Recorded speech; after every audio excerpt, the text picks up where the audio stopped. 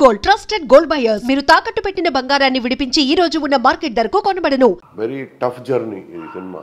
వర్షం పడింది, అప్పుడు అది అయింది, స్టార్స్ డేట్స్ మ్యాచ్ అవ్వటం, ఇవన్నీ చాలా టెన్స్డ్ మూమెంట్స్. మా పాప బాగా సపోర్ట్ చేసింది, my family brother has supported మీ.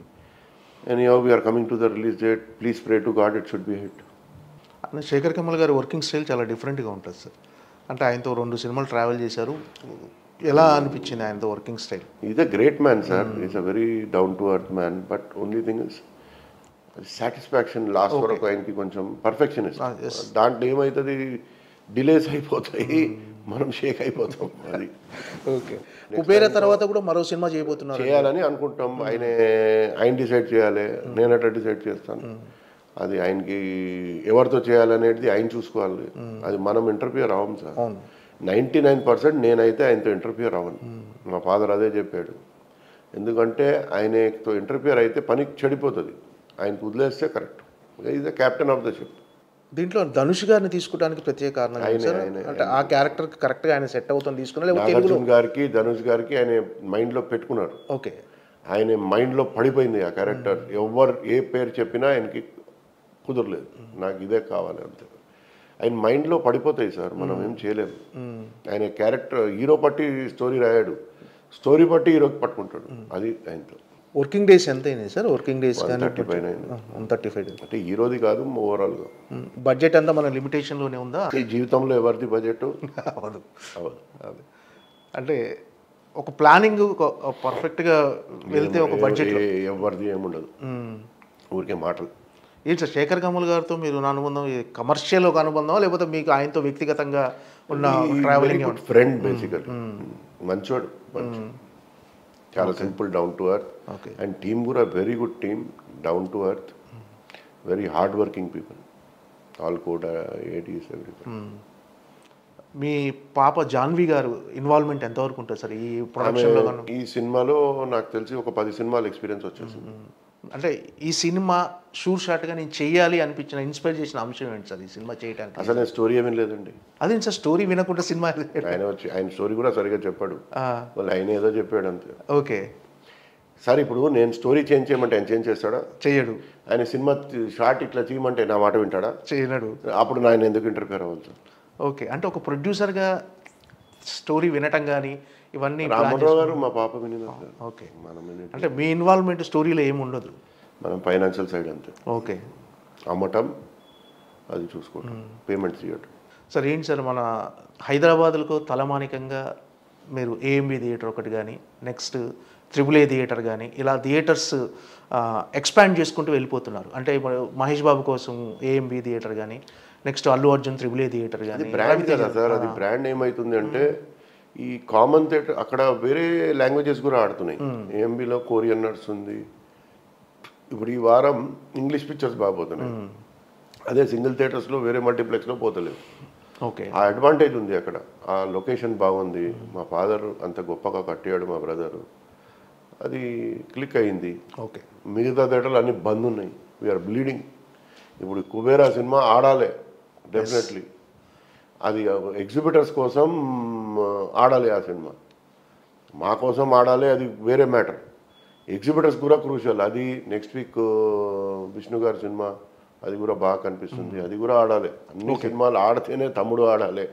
3 సినిమాలు హ్యాట్రిక్గా ఆడితే థియేటర్స్ కొంచెం బ్రీతింగ్ వస్తుంది. అవును, మాకైతే ప్రతి సినిమా సూపర్ హిట్ అవ్వాలి కోరుకుంటాం మేము. 100%. మా అంత హ్యాపీ ఎవరు ఉండడు కదా sir.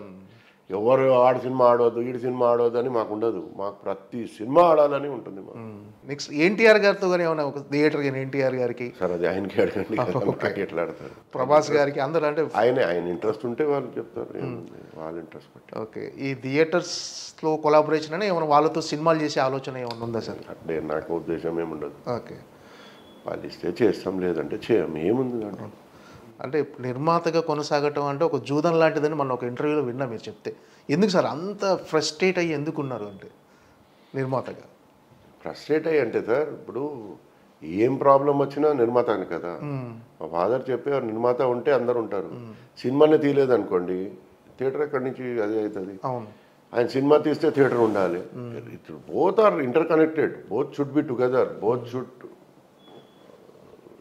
Club with each other, what I mean. Okay. అంటే సినిమా నిర్మాతల్లో కూడా ఐక్యత లేకపోవడంలో కూడా అంటే ఐక్యత ఏం సార్, ఇప్పుడు పారితోషికాల విషయంలో సార్ ఇప్పుడు ఈ వారం నా పిక్చర్ రిలీజ్ ఉంది, నేను వీడియో పైరసీ అది ఇది దాని గురించి దీని గురించి, మా పిక్చర్ రిలీజ్ అయిపోతే ఎవరి పని వాడిది. అది ఇది ప్రాబ్లం కదా. కొన్ని నిర్మాతలు అయితే పని అయిపోతే ఫోన్ కూడా ఎత్తారు, టెలిఫోన్ కూడా మనం చేస్తే మాట్లాడతామంటే కూడా కొన్ని మనుషులు పిక్చర్ రిలీజ్ అయిపోతే ఎవరు పట్టించుకోండి సార్, రిలీజ్ వరకు అన్నీ ఉంటాయి. అంటే ఎవరికి ఇష్యూ వచ్చినప్పుడు వాళ్ళు మాత్రం మాట్లాడతారు అంతే. అది చేయకుండా ఇష్యూ లేనప్పుడు, సినిమా లేనప్పుడు అందరు మాట్లాడుకుంటే కొన్ని ఇష్యూస్ సాల్వ్ అవుతాయి. అండ్ యాంటీగా చూసుకోవచ్చు సార్, అందరు కలిసి ఉండాలి. డిస్ట్రిబ్యూటర్, ఎగ్జిబ్యూటర్, ప్రొడ్యూసర్ అందరు కలిసి ఉంటే చాలా మంచి పని చేయవచ్చు సార్. ఈ ప్రాబ్లమ్స్ సాల్వ్ చేయవచ్చు. కొంచెం నేను దిగాలి, కొంచెం వాళ్ళు దిగుతారు, ఎక్కడో ఒక చోటు మంచిగా మాట్లాడి క్లోజ్ చేస్తే వెరీ గుడ్ అవుతుంది అని నా ఫీలింగ్. వాళ్ళు నాకైనా చాలా పెద్దోళ్ళు ఉన్నారు, వాళ్ళకి ఎక్కువ ఎరక.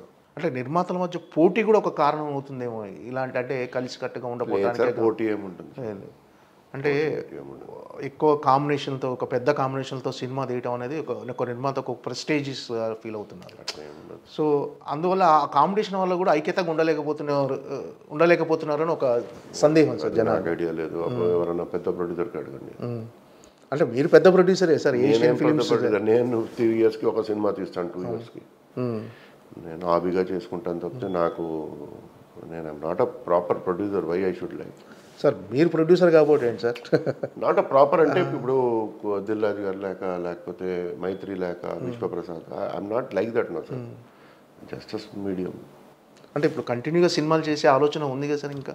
అంటే సంవత్సరం పాప జాన్వి గారు కూడా నిర్మాత, మ్యాక్సిమం సంవత్సరంకి ఒకటి, దానిపైన చేయం సార్. స్ట్రెస్ తీసుకోలేము, నిజంగా stressful job.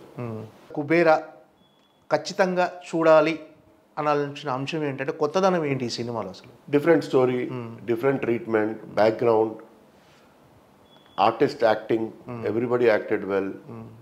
It's a different film. అది మన లక్ బాగుంటే సూపర్ హిట్ అవుతుంది, బాగాలేదంటే ఆడదు. ప్రాక్టికల్ ఇది. We're expecting, always will expect, but definitely picture is a different film. That much I have seen some parts. Definitely different film. ఇది కొత్త concept, ఏదో పాత స్టైల్ లేదు సినిమా. మంచిగా టైం పాస్, మంచిగా ఫ్రెష్గా ఉంటుంది. సినిమా రీ రిలీజ్లు కూడా ఇప్పుడు బాగా ఆడుతున్నాయి సార్. రీ రిలీజ్ చేసిన తర్వాత కూడా ఆడుతున్నాయి. అంటే రీ రిలీజ్ ఆ ట్రెండ్ గురించి మీ అభిప్రాయం ఏంటంటే, సో కొన్ని రీ రిలీజులు ఫ్రైడే కూడా రిలీజ్ చేస్తున్నారు. సో ఫ్రైడే రోజు రిలీజ్ చేయడం వల్ల అప్పుడు వచ్చే కొత్త సినిమాలో కొంచెం ఇబ్బందికరంగా ఉంటుందని కొత్త ఛాంబర్లో పెట్టి మాట్లాడాలి. అట్లీస్ట్ రీ రిలీజెస్ ఆ ఫ్రైడే పెట్టకుండా సండే ఆర్ సాటర్డే పెడితే కొంచెం ఫ్రైడే రోజు వదిలిపెట్టేయాలి. అవును, కొత్త సినిమాకి ఆ Friday we should not effect it. Saturday చేసుకుంటే బెటర్. అది ఒక మీటింగ్ పెట్టి చేస్తాం. మీరు అడిగింది ఇది కరెక్టే. అంటే ఓటీటీ సినిమాలు కూడా ఫ్రైడే వస్తున్నాయి సార్, ఇది కూడా మీరు అది మనం ఏం చేయలేం. వస్తే ఏమవుతుంది సార్, అది ఓటీటీలో ఎట్లైనా సినిమా వస్తుంది కదా, ఎప్పుడైనా వస్తుంది. బట్ ఫ్రైడే రోజే రావటం వల్ల ఆ ఫ్రైడే ఓటీటీలో వచ్చే సినిమాలు కూడా కొంచెం అది మనం ఏం చేయలేం sir. We can't tell anything. అంటే సినిమా అంతా ఓటీటీ చేతిలోకి వెళ్ళిపోయిందని అనుకుంటున్నాను అంతా. ఓటీటీ చేతిలో వెళ్ళిపోయింది అంటే ఇప్పుడు అందరు ఆలోచించేది ఏమంటే దీని బిఫోర్ ఓటీటీ ఎంత వస్తుంది అని సినిమాలు తీశారు. ఇప్పుడు ఏం చేస్తున్నారు, థియేటర్లో ఆడాలి సినిమా, ఈ థియేటర్లో ఎట్లా హిట్ అవుతుంది, ఎట్లా విధులు పడుతుంది అని ప్రతి వాడు ఆలోచించి అట్లా అయిపోయింది. అవును, మీరు నెక్స్ట్ క్రాప్ చూడండి, నెక్స్ట్ సినిమాలు విల్ బి సూపర్. ఓకే, అంటే 80% రెవెన్యూ ఓటీటీ నుంచి వస్తుందంటారు, నిజమేనా సార్? అది 80% కాదు సార్, 45-50. ఓకే, అంటే సినిమాని బట్టి ఉంటుంది అది. అంటే ప్రతి సినిమాకి అలా ఉండదు. ఇప్పుడు ఓటీటీ వాళ్ళు కూడా సినిమాలు తీసుకోవడం కొంచెం తగ్గించేశారు అనుకుంటుంది సార్. ఏం చేశారు ఏమో సార్, దేవుడి గారు. ఓకే సార్, ఏంటి సార్ సునీల్ నారాయణ గారి ఫ్యూచర్ ప్లాన్స్ ఏంటి, ఎలా ఉండబోతున్నాయి? వైజాగ్ AAA ఒకటి కడుతున్నామండి అర్జున్ గారితో. అది చాలా ఇన్ఆర్బిట్ మాల్. ఎవరు సార్, ఎవరు? అర్జున్ గారు. Inorbit mall, it is very big mall, around 280 shops in that and very big mall. It will open, I think we're trying for January, but next summer వచ్చేస్తుంది. ఒక హకీంపేట్లో పెద్ద కాంప్లెక్స్ వస్తుంది, దాంట్లో we're trying for IMAX. We don't know will get it or not. ఒకటేమో AMB Bengaluru open అవుతుంది సెప్టెంబర్లో. ఇంకొక AMB సైన్ చేసాము అక్కడ, అది 2027లో రెడీ అవుతుంది. So these are the plans in the industry. ఒక 2-3 pictures we're planning. One with Prem Kumar sir director. Okay, and Nikhil గారితో ఒకటి ఉంది, ఎప్పుడు చేస్తారు నిఖిల్తో ఎవరు సార్ డైరెక్టర్? ఆయన కేర్గా, ఓకే, మన కేర్గా ఉండదు. And other 2-3 heroes we have approached. సినిమాలు ఉంటాయి. పాపది ప్రేమ అంటే నడుస్తుంది, ఓకే, ఆమె సినిమా తీస్తుంది కదా. ఈ ఏఆర్టీ థియేటర్స్ ఎంతవరకు వచ్చింది సార్? ఏఆర్టీ మర్చిపోయినాను. ఏఆర్టీ నెక్స్ట్ మంత్ ఓపెనింగ్ ఉంది. అది Vanasthalipuram. Vanasthalipuram one of its kinds beautiful theatre. అవును, అక్కడ చుట్టుపక్కనే 8-9 కిలోమీటర్స్ మంచి మల్టీప్లెక్స్ లేదు, ఉన్నాయి కానీ గ్రాండ్గా లేవు. చాలా బాగా కట్టాం. మీరు ఓపెనింగ్కి వస్తారు కదా, చూడండి ఎంత బాగుంటుంది.